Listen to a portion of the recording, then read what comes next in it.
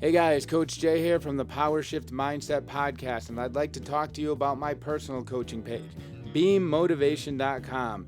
For over 25 years, I've been coaching in one form or another and absolutely love it. It's definitely a passion of mine.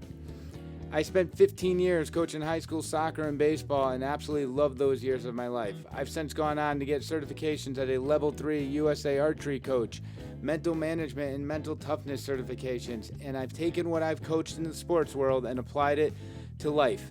Taking those same mindsets and skills for life coaching, getting balance in your life. That same mindset that you might take to the plate in the bottom of the ninth inning is what you're going to take into that board meeting, into that sales pitch, and even in dealing with situations within your family. If you need any form of coaching, whether it be for your athletic endeavors or for just balance in your life, please check out beammotivation.com. You can also find me on Instagram at beammotivation, as well as Facebook at Beam Motivation and Coaching. Once again, this is Coach Jay from the Power Shift Mindset Podcast and beammotivation.com. Hey guys, welcome to this week's short back and forth, and we're going to go over last week's episode of just finding the silver lining in all situations, just trying to be able to find the positive and always having a positive mindset. And then this week we just recorded today the upcoming show, which is about confidence and building confidence.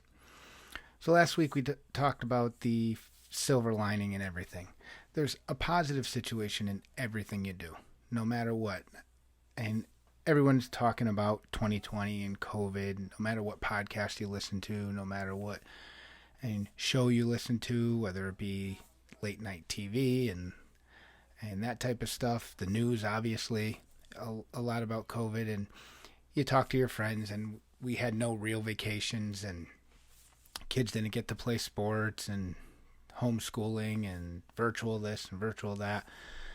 But I've mentioned it a couple times on the podcast that it was a good year as far as I'm concerned. And obviously not all of it was good. But we had more, and I know you've heard this many times, we've had more family dinners this past year because the kids couldn't play sports. We got projects done around the house because archery tournaments got canceled.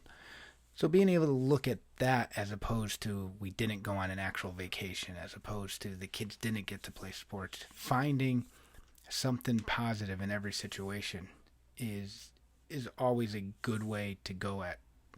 And there's always something you can pull out of it. And you've probably heard that, even if you're not successful at something, it was a lesson, and you can take that and bring it into the next attempt at doing something. So you can take the lesson as the positive, even though it might have been a negative outcome or not the way you wanted it to go. You can still pull something out of it to make the overall experience positive. And I know sometimes it's difficult to find positives, especially when everything around it is negative. But looking to find that, it'll stress you out less if you find something good to take out of it, even if it's one thing. I kind of laugh at some situations where, they're serious situations, but you pull out that one little aspect that made you smile, even though it was a negative situation or something that someone said in a downtime that made you crack that smile or remember the good times. And I did the dedication show a couple weeks ago, where I found out a friend of mine passed away from COVID, and it hit me.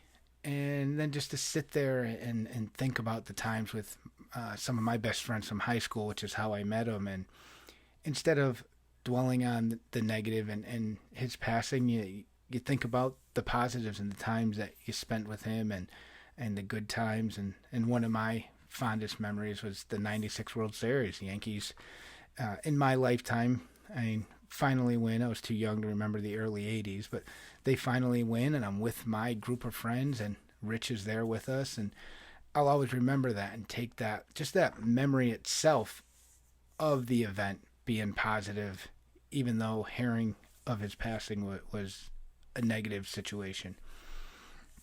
And moving on to next week, the show that we just recorded today was about building your confidence and what you can do to build your confidence. I personally think a lot of people not having confidence or feeling that they're not confident isn't necessarily an issue of confidence. I personally think that confidence is a personality trait, so it's already in you. It's a friend of mine who came up with the topic, put it when I put out the questionnaire about who wants to hear what in terms of topics. He actually sent something out. So you can have someone, and I'll just take two different sports. You take someone who's a soccer player but has never played baseball. So if I give this very confident soccer player a soccer ball, they're going to go out on the field and do what they need to do to win the game or attempt to win the game. If I stick a baseball bat in that person's hand and put them at the plate and they've never played baseball, they are going to appear that they don't have the confidence to do what needs to be done. Well, they already proved that they're a confident person. I think this lack of confidence that some of us feel isn't necessarily confidence, but a lack of comfort. You've never done that, so you're not comfortable with it. And Trudy and I go on to discuss that and the difference between confidence and comfort and how they can intertwine with each other, how they can build off each other. One can support the other. And you'll hear our feelings on that and some different strategies that you can do to help boost your confidence, or in some cases, just help your comfort level in certain situations. And obviously, all of us are more comfortable doing the things we're comfortable with and the things that we have experience with, which definitely makes a big difference. I've mentioned a couple times, I mentioned this past show, the one we just recorded, that Shruti and I were confident enough to start this podcast.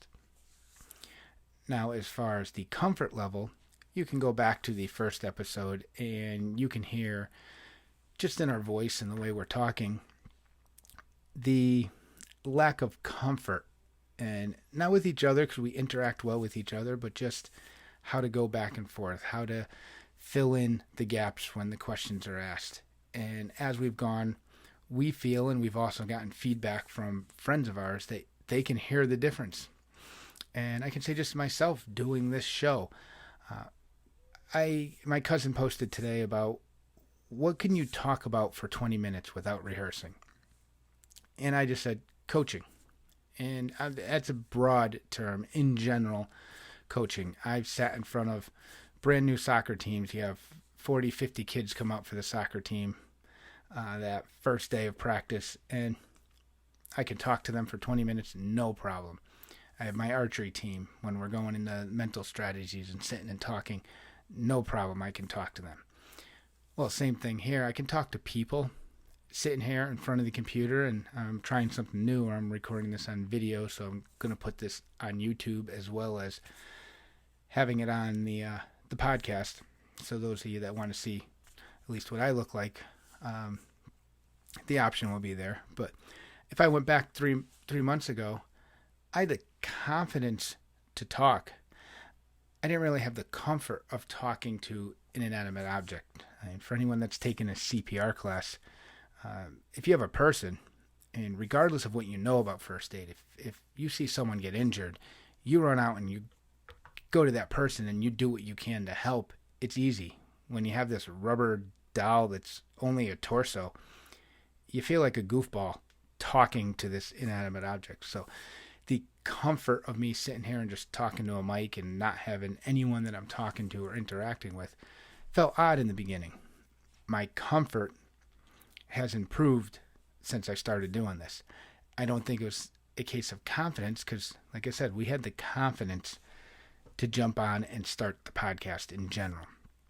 So as it goes on, I think you hear individually, myself and Trudy, becoming more comfortable with the show and talking, and then us as a team and the whole overall production quality of the show in terms of us talking. Unfortunately, with everything going on in social distancing, we're still recording over Zoom, so audio quality isn't as high as we would like it because recording different spots, lag of the internet and stuff like that. But even on that side, I have become more comfortable and confident in the editing process.